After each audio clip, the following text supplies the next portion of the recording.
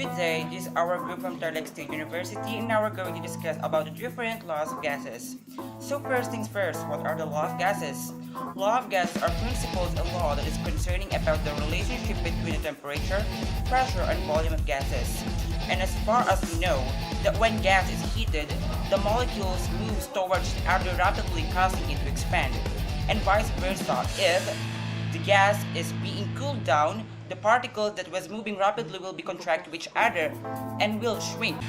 So for today, our group will discuss all about the different law of gases and giving some experiment and demonstrations regarding into it. Hope you enjoy it.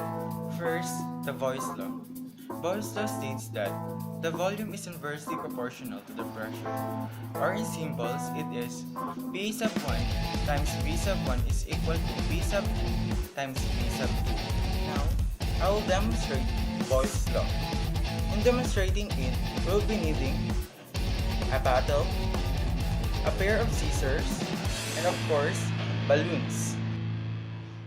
First, I will pinch hole at the bottom of the bottle.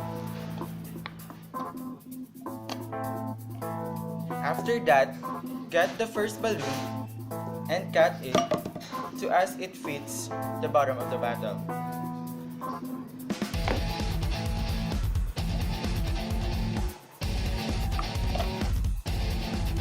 Here's it.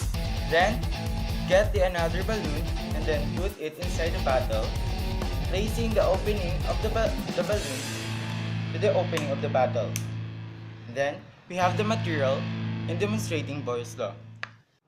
I will show you how it works.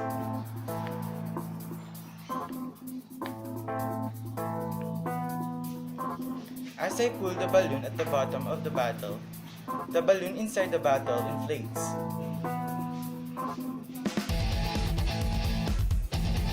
And as I release the balloon at the bottom of the bottle, the balloon inside the bottle deflates.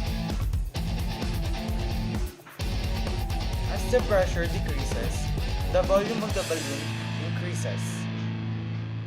And as the pressure increases, the volume of the balloon decreases. Next is the Charles law.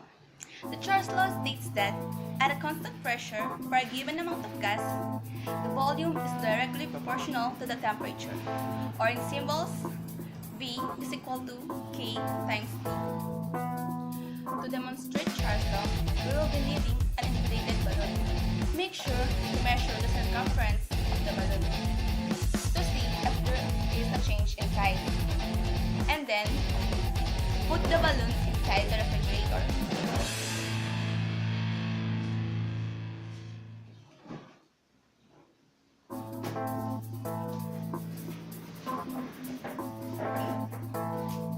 After how many minutes, we will now get the balloon from the refrigerator.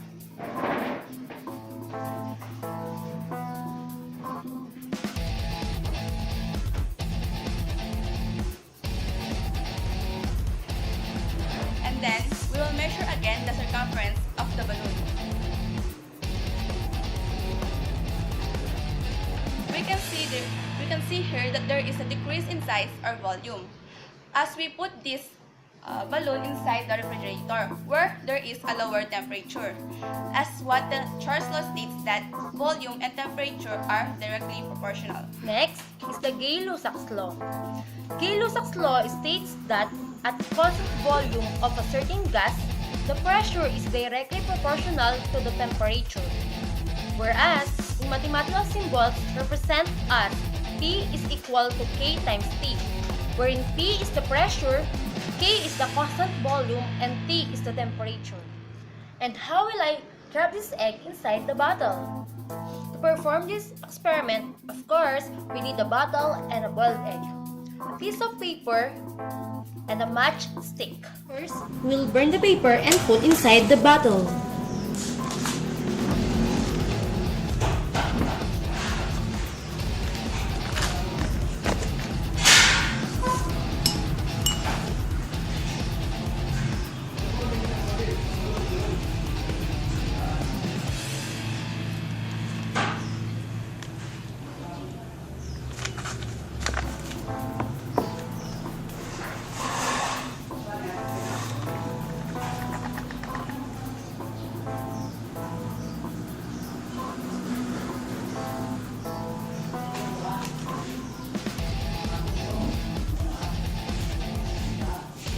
na lang natin yung hanggang sa class.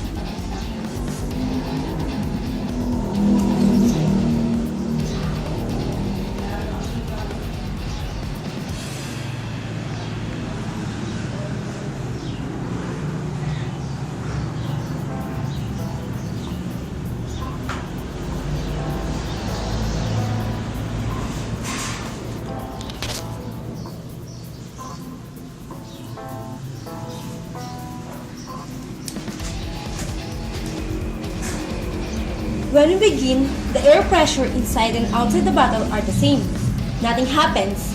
When we drop in the burning paper, you heat up the air inside because the temperature increases, the gas expands, and the volume increases. And this pushes the air out past the sides of the eggs, causing it to shake.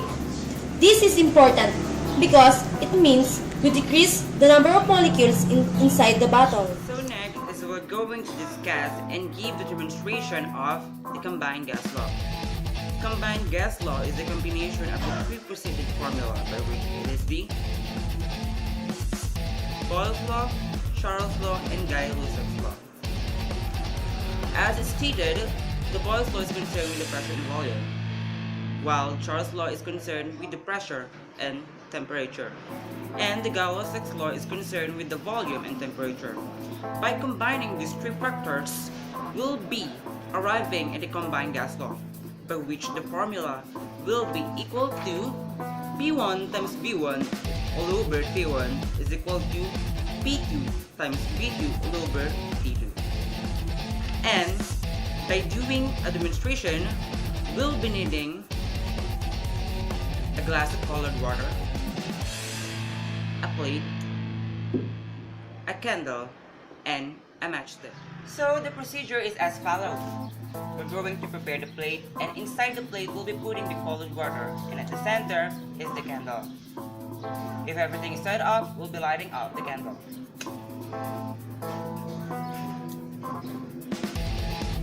After lighting up the candle, we'll be covering it by a glass. And as we cover the candle, you'll see that the colored water is being sucked inside the glass. Why? Because as the combined gas is stated, the pressure is directly proportional to volume, but inversely proportional into its temperature, by which it creates a partial pressure or partial vacuum, by which causes the water or the colored water to be sucked inside and equilibrate the pressure inside the glass and the pressure outside the glass, by which it is called the combined gas law. Next would be the Avogadro's law. In Avogadro's law, it states that the number of moles inside a container is directly proportional to the volume. And by demonstrating it, we'll be needing only a piece of balloon. So first, we're going to blow it. The amount of mole inside this balloon is proportional or directly proportional to its volume. And as we decrease its mole, also the volume decreases. As simply as that.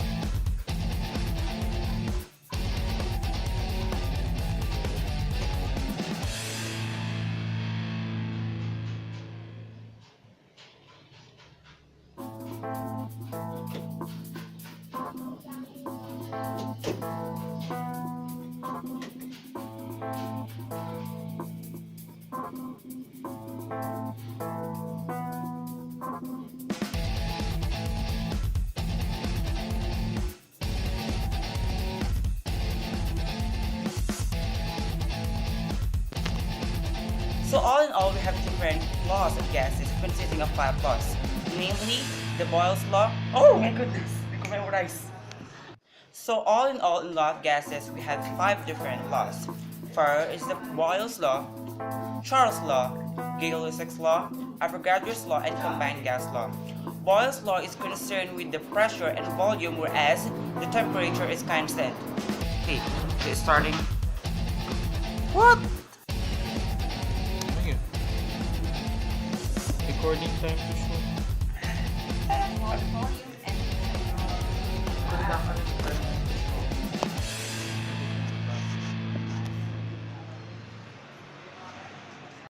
May dumaan. Oh, na-play ko ba? Hindi nga ata.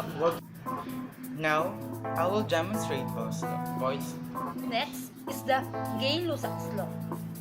Gay-Lussac's law states that at a constant volume of a given gas, the pressure is directly proportional to the temperature, whereas in mathematical symbols represent that P is equal to K times T, whereas in mathematical symbols represent to the temperature, whereas in mathematical symbols represent that P is equal to K times T. After how many minutes, we will now get the balloon inside the refrigerator. We will now get the balloon from the refrigerator. Hi! This is our group and we want to thank you with the bottom of my heart by watching our video. Thanks!